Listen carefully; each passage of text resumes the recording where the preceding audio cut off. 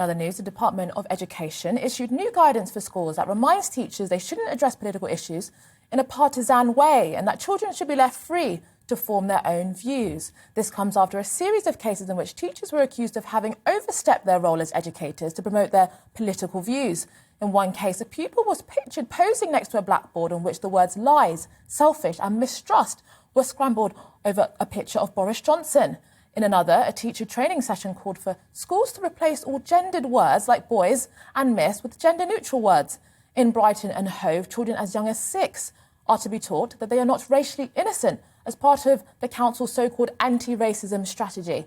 This has opened up a debate about whether it is possible to teach pupils values without steering them in one political direction or another. Should teachers teach values at all, or should they keep to their subject matter?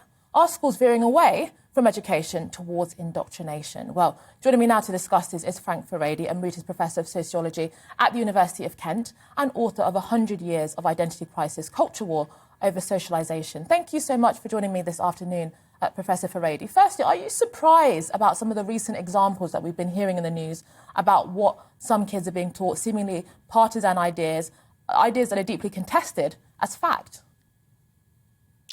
Well, you know, for some time, indoctrination has become part of the curriculum.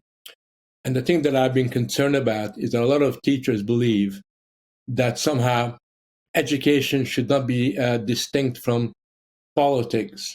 And very often what you get is teachers believing that their values, their political sensibilities should be integral to their classroom performance.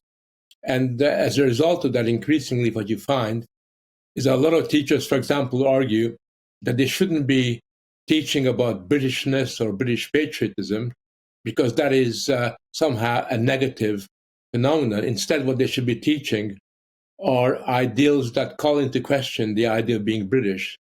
And as a result of that, increasingly what we find is that young children are told not to be proud of their nation, but instead to be ashamed of their nation's past. And that kind of sensibility often breaks into other areas. So, for example, in recent times, a lot of young children are being told that the government is bad, that somehow children should hate the Johnson administration. And in the example you use, what teachers have asked is that young people should write letters to Johnson demanding his resignation. In other words, what you're having is a situation where adult ideals are being recycled through children, which I think is a very illegitimate, almost semi-totalitarian way of manipulating childhood. And what effect do you think that this is having on young people? You mentioned a kind of alienation from the past. We often hear in relation to discussions about the kind of so-called decolonizer curriculum movement. Oftentimes, when it comes to green issues and environmentalism, we're often taught that, for example, the Industrial Revolution was potentially the source of all problems in the present day. I mean, what effect do you think this might have on young people and their sense of place and identity and belonging within society? Well, in my book, what I argue is that when you dispossess children of their past, when you make children feel ashamed of the community that they belong to, what you create is a situation that gradually becomes what we call today an identity crisis. If you no longer have any sense of place, if your community is regarded in a negative light, if you believe that your parents and their grandparents and your ancestors were somehow complicit in very negative activities, then you as a young person begin to feel almost detached from everything else that has gone beyond you.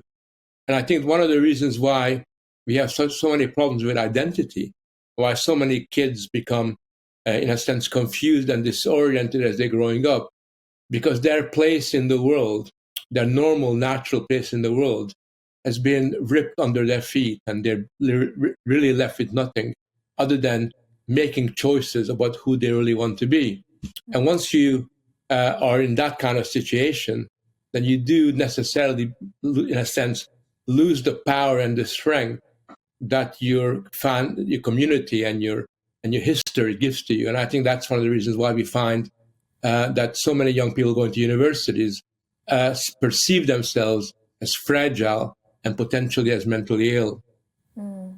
And I mean, we've seen some grassroots pushback in Brighton and also in America. There's been a kind of parents' revolt. I mean, it seems that parents are increasingly concerned about, for example, their children being socialised into values that are very different from their own and are taking a much more interventionist approach. I mean, do you support parents intervening? Because it does sometimes seem that, you know, some teachers might think actually parents should stay out of it and let, you know, the teachers do their job. But it seems that increasingly parents are thinking they have a right to know what their kids are being taught.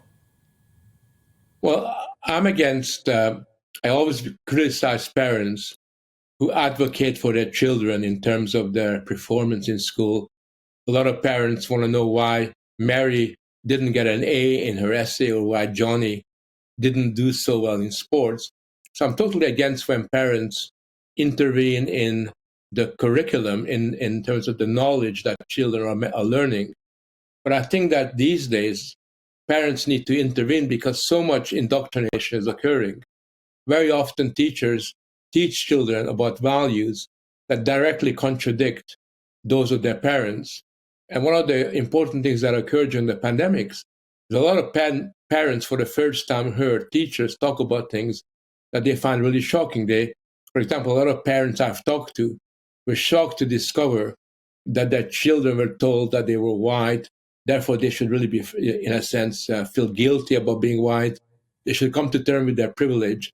A lot of other parents were absolutely horrified when they discovered that transgenderist ideology was being pushed down the throat of 6, 7, 8-year-old children.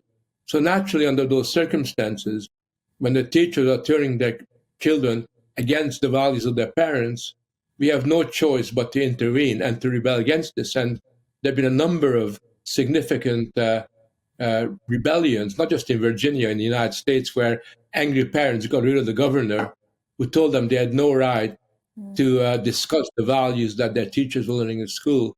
Just very recently in San Francisco, a lot of parents managed to get rid of the school board just because they realized that the school board was, in a sense, manipulating and grooming the kids to adopt values that was completely antithetical of their own.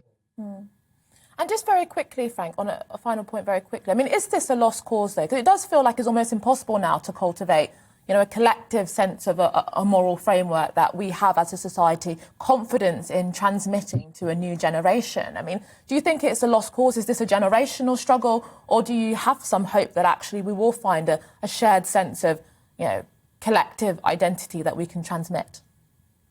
I don't think it's a lost cause. I think that when parents are confronted with the implications of what indoctrination means for the family, for their community, to a person, they will react.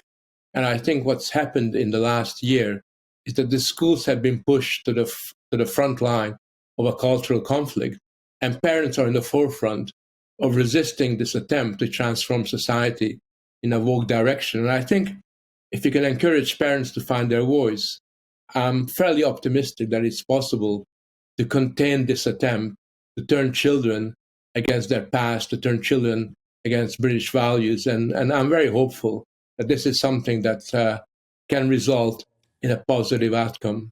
Yes.